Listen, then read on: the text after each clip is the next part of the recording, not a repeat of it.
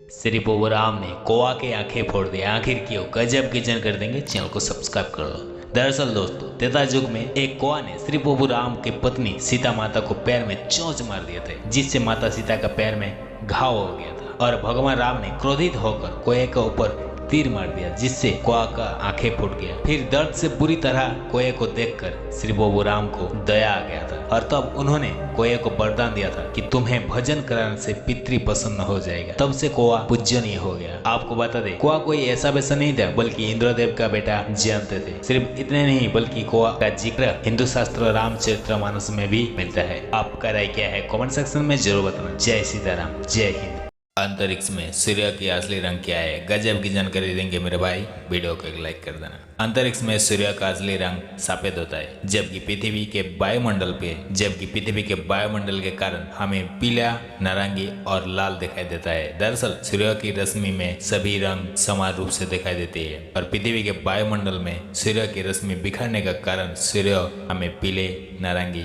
और लाल दिखता है। लेकिन दोस्तों, वायुमंडल पर नीले रंग की सबसे अधिक रंग बिखरती है, जिसके वजह से हमें आसमान नीला दिखता है और सूर्योदय और सूर्यास्त के समय सूर्य हमेशा लाल दिखता है। सूर्य में सभी रंग होने के कारण पृथ्वी पर सूर्य की रोशनी बिखरने के कारण सूर्य के रंग अलग अलग दिखाई देता है। आपका राय क्या है? कमेंट सेक्शन में जरूर बताना।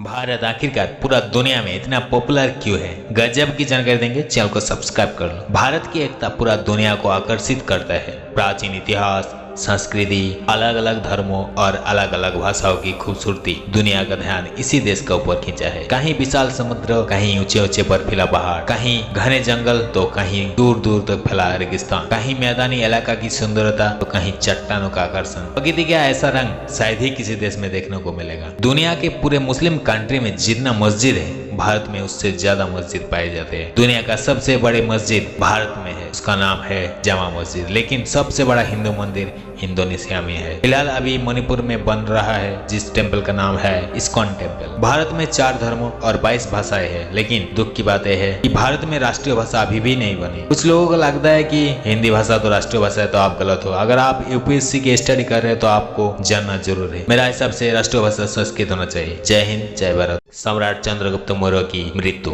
कैसे हुई? गजब की जानकारी देंगे, चैनल को सब्सक्राइब कर लो। दरअसल भारत के महाराजाओं में से एक है। चंद्रगुप्त के प्रधानमंत्री चाणक्य थे। चाणक्य की कूटनीति की वजह से चंद्रगुप्त को किसी ने भी हरा नहीं पाया। दरअसल चंद्रगुप्त मौर्य बौद्धिज्म था। चंद्रगुप्त मौर्य के पोते सम्राट अशोक ने अखंड भारत बनाया और 84,000 बौद्ध मंदिर निर्माण भी किया था। हालांकि उनमें से कुछ है जो आज सनातन धर्म के लोगों ने बौद्धिज्म से छीन लिया। आपको बता दें, बौद्धिज्म और हिंदुज्म संपूर्ण अलग है। बौद्धिज्म के लोग अछूत है, इनके लिए जाति, धर्म, वर्ण सब समान है। वही हिंदुज्म में जाति पता धर्म को मानो, लेकिन पूजा नहीं कर सकते। पूजा करने के लिए ब्राह्मण ही कर सकते हैं और ऊंच नीच भेदभाव जो कि आज भी हिंदू धर्म के लोगों में पाए जाते हैं। चंद्रगुप्त मौर्य ने 50 साल की उम्र में जैन गुरु दिगंबर भद्रबाहु से दीक्षा ली थी। इतिहासकारों को मानना है चंद्रगुप्त मौर्य ने 5 हफ्ते खाना पीना छोड़ दिया, जिसके वजह से उन्हें मृत्यु आ गया। दरअसल उस समय अकाल हुआ था, जिसके वजह से लोग भूखा मर रहे थे, जिसको देख नहीं पाया और अपने आप को मृत्यु दे दिया। क्या आप इससे पहले जानते थे? कमेंट सेक्शन में जरूर बताना। जय हिंद दोस्तों। दुनिया के टॉप 8 शाकाहारी देश। नंबर 1 के बारे में तो आप शायद ही जान गए होंगे। शाकाहार का चलन दुनिया में दिन ब दिन बढ़ते जा रहा है। हम आपको दुनिया के टॉप शाकाहारी देशों के बारे में बताने चाह रहे हैं। पहले नंबर पे आता है हमारा भारत देश। यहाँ अभी 38% लोग शाकाहारी है। दूसरे नंबर पे है भारत के दोस्त इजराइल, जहाँ 13% लोग शाकाहारी है। तीसरे नंबर पे है ताइवान, जहाँ 12% लोग शाकाहारी है। चौथे नंबर पे है इटली, यहाँ पर 10% लोग ही शाकाहारी है। 5वें नंबर पर आता है ऑस्ट्रेलिया, यहाँ 9% लोग शाकाहारी है। 6ठे नंबर पर आता है जर्मनी, यहाँ 9% लोग शाकाहारी है। 7वें नंबर पर आता है इंग्लैंड, जहाँ 9% लोग शाकाहारी है। और 8वें नंबर पर आता है ब्राजील, शाकाहारी लोग के साथ 8वें नंबर पे ही आता है। क्या आप इससे पहले जानते थे? कमेंट सेक्शन में जरूर बताना। जय हिंद। एक जाट योद्धा जिसने औरंगजेब से उसकी बेटी को ही मांग ली थी। गजब की जानकारी देंगे, चैनल को सब्सक्राइब कर लो मेरे दोस्त। जी हाँ, गोकुल सिंह जाट जो तिलपत गांव का सरदार थे, उस दौर में मुगल शासन ने इस्लाम धर्म को ही बढ़ावा देता था। औरंगजेब ने किसान के ऊपर ज्यादा कर लगा दिया। तब गोकुल सिंह जाट ने सारे किसान से मिले और कर देना मना कर दिया। औरंगजेब चाहते थे सारे मंदिर को तोड़कर मस्जिद बनाना, लेकिन उन्हें ये नहीं पता था कि भारत में हमेशा शेर ही पैदा होता है। गोकुल सिंह जाट ने सारे किसान को लेकर विद्रोह खड़ा कर दिया औरंगजेब के खिलाफ, लेकिन 1 जनवरी 1670 में आगरा में जनता के सामने उन्हें टुकड़े टुकड़े करके मार दिया। दरअसल औरंगजेब ने गोकुल सिंह जाट के बहादुरी और साहस को देखते हुए कहा था, अगर तुम इस्लाम धर्म को कबूल कर लोगे तो तुम्हें छोड़ देंगे। लेकिन पूरे जनता के सामने गोकुल सिंह जाट ने बोला, अगर तुम्हारे बेटी के साथ शादी कराओगे तो शायद सोचूंगा, और जनता हंसने लगे थे। क्या आप इससे पहले जानते थे? कमेंट सेक्शन में जरूर बताना। जय हिंद। भारत का ये शहर स्टील सिटी के नाम से भी जाने जाते हैं और मशहूर बिजनेसमैन के नाम से जड़ा ये शहर। गजब की जानकारी देंगे, चैनल को सब्सक्राइब कर लो मेरे दोस्त। ये शहर झारखंड राज्य में है और इस शहर के नाम है जमशेदपुर। भारत के जमशेदपुर को स्टील सिटी या इस्पात नगर के नाम से भी जाने जाते हैं। इस शहर का नाम फेमस बिजनेसमैन जमशेदजी नसवार वांजी टाटा के नाम से जमशेदपुर नाम पड़ा है। दरअसल जमशेदपुर टाटा नगर के नाम से भी जाने जाते हैं। टाटा कंपनी का पहला फैक्ट्री जमशेदपुर ही बना था। उस समय ये शहर सिर्फ एक छोटा सा गांव था जिसका नाम था साकची। अगर आप कभी जमशेदपुर जाओगे तो आपको साकची शब्द सुनने को मिलेगा। आपको बता दें, हावड़ा ब्रिज में जितना लोहा यूज हुआ है वो सारे लोहा इसी प्लेंट से गया था। टाटा भारत के नहीं थे बल्कि पारसी थे, लेकिन आज रतन टाटा हमारे गरीब के मसीहा बनकर खड़ा हो गया। क्या आप इससे पहले जानते थे? कमेंट सेक्शन में जरूर बताना। जय हिंद मेरे दोस्त। हमारे देश के पड़ोसी मुल्क पाकिस्तान के बारे में आप सभी तो जानते होंगे। आजादी के बाद देश को 2 टुकड़ा कर दिया। एक का नाम रखा भारत और वही दूसरे का नाम रखा पाकिस्तान। लेकिन क्या कभी आपने सोचा है पड़ोसी मुल्क को आखिर पाकिस्तान ही नाम क्यों रखा? गजब की जानकारी देंगे, चैनल को सब्सक्राइब कर लेना। दरअसल दोस्तों, पाकिस्तान शब्द का जन्म 1933 में इंग्लैंड के कैम्ब्रिज विश्वविद्यालय में हुआ था। पाकिस्तान के एक छात्र चौधरी रहमत अली ने बनाया पाकिस्तान नाम, और रहमत अली ने एक मुस्लिम राष्ट्र बनाने की मांग की थी। फिर जब जिन्ना और अल्मा इकबाल ने नया राष्ट्र बनाया तब नाम रखा पाकिस्तान। बाद में मॉडिफाई करके पाकिस्तान कर दिया। पाकिस्तान का पाक का मतलब है शुद्ध और स्थान का मतलब है जमीन, यानी शुद्ध जमीन। लेकिन आज पूरा दुनिया में पाकिस्तान को टेररिस्ट कंट्री यानी ब्लैक कंट्री के नाम से भी जानते हैं। आप पाकिस्तान के बारे में क्या सोचते हैं? कमेंट सेक्शन में जरूर बताना। जय हिंद दोस्तों। मुगल क्यों नेपाल पर कब्जा नहीं कर पाया? गजब की जानकारी देंगे, चैनल को सब्सक्राइब कर लो। दरअसल दोस्तों, नेपाल पर हमला करने से सबसे बड़ी बात आती है उसकी भौगोलिक स्थिति। दुनिया का सबसे बड़ी 10 पर्वत चोटियों में से 8 नेपाल में ही है, जो नेपाल को सबसे सुरक्षा कवच बना देते। और वही मुगल सेना की जान था हाथी, घोड़ा और ऊंट। लेकिन पहाड़ी रास्ता पर इन जानवर को ले जाना, वो भी युद्धों के साजोसामान के साथ, काफी मुश्किल काम था। इसके अलावा दूसरी सबसे बड़ी चुनौती थी नेपाल का ठंड। ऐसे हालत देखते हुए मुगल ने तो नेपाल पर कब्जा करने का इरादा ही छोड़ दिया। नेपाल दक्षिण एशिया का सबसे पुराना स्वतंत्र देश है। नेपाल को मुगल से लेकर अंग्रेज तक किसी ने भी युद्ध से जीत नहीं पाया। आपको बता दें, नेपाल का पहला नाम था गोरखा साम्राज्य, जो कि 18वीं सदी में नाम बदल कर नेपाल रखा। भारत और चीन जैसे ताकतवर देश होने का बावजूद नेपाल ने अपना स्वतंत्र पहचान को बरकरार रखा। दरअसल नेपाल में पहले बुद्ध धर्म का लोग रहते थे, लेकिन अब नेपाल में सनातनी, मुस्लिम और क्रिश्चियन लोग भी रहते हैं। क्या आप इससे पहले जानते थे? कमेंट सेक्शन में जरूर बताना। जय हिंद दोस्तों। इतिहास में कई खौफनाक सजाओं का जिक्र है जिनके बारे में आपको सुनकर रूह कांप जाएगी।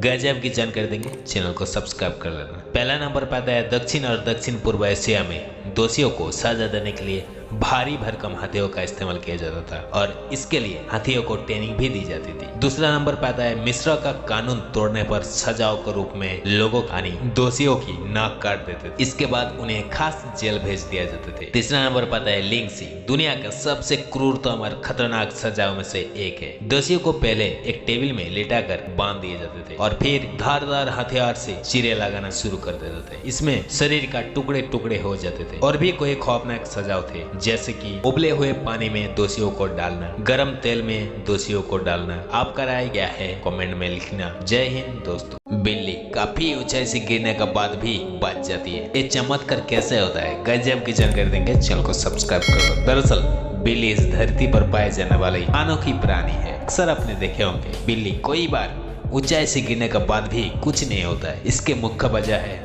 बिल्ली का शारीरिक बनावट। बिल्ली का शरीर काफी ज्यादा फ्लेक्सिबल होता है और बिल्ली के टर्मिनल वेलोसिटी काफी कम होती है, जहां बिल्ली का टर्मिनल वेलोसिटी 100 किमी प्रति घंटा के होते हैं, वही इंसान की टर्मिनल वेलोसिटी 200 किमी प्रति घंटा होती है। इसलिए बिल्ली आसानी से जमीन पे गिरने के बाद भी कुछ नहीं होता है और वही इंसान जमीन पे गिरते ही हड्डियां टूट जाते हैं। क्या आप जानते हैं फ्लेक्सिबल को हिंदी में क्या कहते हैं? कमेंट सेक्शन में जरूर बताना। जय हिंद दोस्तों। 25 वर्ष में 121 युद्ध जीते, आखिर कौन है ये महान योद्धा? गजब की जानकारी देंगे, चैनल को सब्सक्राइब कर लो। छत्रपति शिवाजी महाराज के वीर पुत्र संभाजी महाराज इतना ज्यादा क्रूर और खतरनाक थे कि कोई मुगल सल्तनत को हिम्मत नहीं होता इनके सामने आने का। औरंगजेब ने छत्रपति शिवाजी महाराज को बोला था, अगर आपका जैसा बेटा मेरा होता तो पूरा हिंदुस्तान मेरा होता। सिर्फ इतना नहीं बल्कि औरंगजेब ने यह भी शपथ लिया था कि जब तक संभाजी राजे महाराज को मारेंगे नहीं तब तक वो अपने मुकुट पहनेगा नहीं। 25 वर्ष में 121 बार तक युद्ध लड़ी और आखिर में औरंगजेब और मुगल सरदार मुकरब खान के साथ गुप्त रास्ता से युद्ध लड़ने आए। 5000 फौज के साथ वहां पहुंचे। वो रास्ता सिर्फ मराठा को ही पता था। उन्होंने लड़ने का प्रयास किया लेकिन 200 सैनिकों के साथ नहीं जीत पाया और आखिर में 1 फरवरी 1689 में वो दिन था उनका बंदी बना लिया। संभाजी महाराज की जुबा काट दी थी, आंखें निकाल लिया था और 1 महीना पहुंचाते रहा। आखिर 11 मार्च 1689 को सर से लेकर पैर तक टुकड़ा टुकड़ा करके नदी में फेंक दिया। आप सबको तो शायद पता ही होगा कि भारत का सबसे अमीर गांव माधोपुर के बारे में। इस गांव के अलावा भारत में एक ऐसा गांव है जहां करोड़पति लोग रहते हैं। गजब की जानकारी देंगे, चैनल को सब्सक्राइब करो। दरअसल महाराष्ट्र के अहमदनगर जिले के हिवरे बाजार गांव में सबके सब करोड़पति लोग रहते हैं। 1990 में इन लोगों को इतना ज्यादा कष्ट हुआ कि पीने के लिए पानी भी नहीं मिला। बहुत सारे लोग उस समय शहर भाग गए और जो किसान थे वो लोग इतनी ज्यादा मेहनत किया, 2 साल में 300 कुएं बना दिया और पेड़ लगाए। उसके बाद नया नया तरीके से खेती करने लगे और यहाँ पर से सारे किसान का लगभग सालाना आय की बात करें तो 10 लाख से भी ज्यादा है। कौन कहता है खेती करके पैसा कमा नहीं सकता है? मेहनत और टेक्नोलॉजी की इस दुनिया में आपको अमीर बना सकता है, बस इरादा मजबूत होना चाहिए। आपका राय क्या है कमेंट सेक्शन में जरूर बता के देना। जय हिंद दोस्तों। हल्दीघाटी के महान योद्धा राणा पुंजा सोलंकी, आखिर कौन है ये महान योद्धा राणा पुंजा सोलंकी? गजब की जानकारी देंगे, चैनल को सब्सक्राइब कर लो। दरअसल राणा पुंजा भील का जन्म मेरपुर के मुखिया दुधा होलांकी के परिवार में हुआ। उनकी माता के नाम केहरीबाई था और 15 वर्ष आयु में राजा बना दिया। 1576 में मेवाड़ में संकट उभर आया और इसी संकट में महाराणा प्रताप ने भील राणा पुंजा के संयोग मांगा और भील मां के वीर योद्धा राणा पुंजा महाराणा प्रताप के साथ खड़ा हो गया। इस घोषणा के बाद महाराणा प्रताप ने राणा पुंजा भील को गले लगाया और राणा पुंजा भील को अपना भाई बोला। हल्दीघाटी की युद्ध के बाद मुगल कभी भी महाराणा प्रताप के ऊपर आंख उठाकर नहीं देखा। दरअसल राणा पुंजा भील आदिवासी काबिला से थे, यानी सिजुल ट्राइब कास्ट से। भारत की इस वीर योद्धा के लिए एक हाथ तो बनता है। जय हिंद दोस्तों। क्या आपको पता है इस ब्रह्मांड में एक ऐसा ग्रह है जहां आप 2000 साल तक जिंदा रह सकते हो? दरअसल इस साल फरवरी 2023 में वैज्ञानिक ने धरती से 31 प्रकाश दूर एक ग्रह का खोज किया जो आकार में पृथ्वी से 2 गुना बड़ा है और इस ग्रह का नाम रखा ओल्फ 1069b, जो एक लाल बौन तारे की परिक्रमा करता है, जो कि हमारे सूर्य से 3 गुना छोटा और ठंडा है। और एक ग्रह अपने तारे के जोन में रहता है जहां पृथ्वी की तरह पानी और ठीक मौसम मौजूद हो सकता है। और कुछ वैज्ञानिक का यह भी कहना है कि यहाँ पहले से ही कोई जीव मौजूद हो। एक ग्रह अपने तारे के चक्कर 15.6 दिनों में पूरा करता है। इस हिसाब से इस ग्रह एक साल में केवल 15.6 दिनों का ही होता है। इसलिए अगर कोई इंसान पृथ्वी पर 80 से 85 साल तक जीवित रह सकता है तो इस ग्रह के लिए 2000 साल के बराबर है। अगर आप इन सब चीजों पर विश्वास रखते हो तो मेरे वीडियो को लाइक कर देना। जय हिंद। इजराइल आयरन डोम कैसे काम करते हैं? दरअसल जब से यहूदी लोगों के लिए देश बना दिया तब से वो लोग इतना ज्यादा मेहनत किया कि आज दुनिया का सबसे खतरनाक जासूस मोसाद के एजेंट दुनिया भर में फेमस है। सिर्फ इतने नहीं बल्कि इजराइल ने अमेरिका का साथ मिलकर आयरन डोम बनाया, जिसे हवा में आने वाला कोई भी खतरनाक से खतरनाक मिसाइल क्यों ना हो एयर डोम ने मार गिरा देता है। लेकिन एयर डोम कैसे काम करता है? पहला, कोई भी मिसाइल आने से पहले रडार चेक करता है कि वो रॉकेट है, बॉम्ब है या मिसाइल है और इनके आने की मार्ग ट्रैक करता है। दूसरा, मोबाइल कंट्रोल यूनिट, जो दुश्मन के रॉकेट की ट्रैजेक्टरी दिखता है और कहां पर टक्कर होगी इसका अंदाजा लगाता है और अपना इंटरसेप्टर मिसाइल ऑटोमेटिक लॉन्च करने का कमांड देता है। तीसरा, हर लॉन्चर में 20 इंटरसेप्टर मिसाइल होती है जिनमें इनबिल्ट रडार सिक्योर होता है। चौथा, किसी भी दिशा से आने वाला रॉकेट की तरफ इंटरसेप्टर चला जाता है। दरअसल 90% रॉकेट को इंटरसेप्टर हवा में ही खत्म कर देता है। क्या आप इससे पहले जानते थे? कमेंट सेक्शन में जरूर बताना। क्या सच में ताजमहल बनाने वाला मजदूर के हाथ काट दिया गया था? अगर ये हाथ काटा तो कहाँ दफनाया? कोई लोग कहते हैं काटे हाथ को जमुना नदी पर फेंक दिया। तो 20,000 मजदूर के 40,000 हाथ, क्या एक भी नहीं मिलता किसी को? दरअसल ताजमहल बनाने वाला सभी मजदूर के आजीवन काम न करने का शाहजहां ने वादा लिया था और ये सभी मजदूर को पूरा जिंदगी का तनख्वाह दे दिया था। ताजमहल बनाने का समय ताजमहल के पास एक बस्ती बनाया था और ये सिर्फ भारत के कनौज के हिंदू ही नहीं बल्कि इराक, ईरान और फारसी के लोग थे, जिसका वंशज आज भी वहाँ है। क्योंकि ताजमहल बनाने के बाद सभी मजदूर का घर वही बसा दिया और किसी को कहीं जाने नहीं दिया। ताजमहल का डिजाइनर उस्ताद लहरी को भी हर महीने 1,000 रुपया देता था, जो कि उस समय बहुत ज्यादा, और ये साफ साफ बता रहा है कि ये पूरी तरह झूठ है। आपका राय क्या है कमेंट सेक्शन में जरूर बताना। नया हो तो सब्सक्राइब कर लेना। भारत का महान बेटी कल्पना चावला ने अंतिम पलों में भारत के प्रधानमंत्री को क्या कहा था, गजब की जानकारी देंगे, चैनल को सब्सक्राइब कर लो। कल्पना चावला ने स्पेस से पूर्व प्रधानमंत्री इंदिरा कुमार गुजराल से बातचीत किया, आप खुद सुन लीजिए। Hello Colombia, this is Prime Minister Gujral from India. Can you hear me? Yes, Mr. Gujral, I hear you loud and clear. How do you read me? Kalpana, we are proud of you. Each one of us in India is proud of you. A person like you who has done such a pioneering work, and particularly the women and youth of India take great deal of pride in seeing what you have done in the space. My hearty congratulations. Thank you, sir. Thank you very much.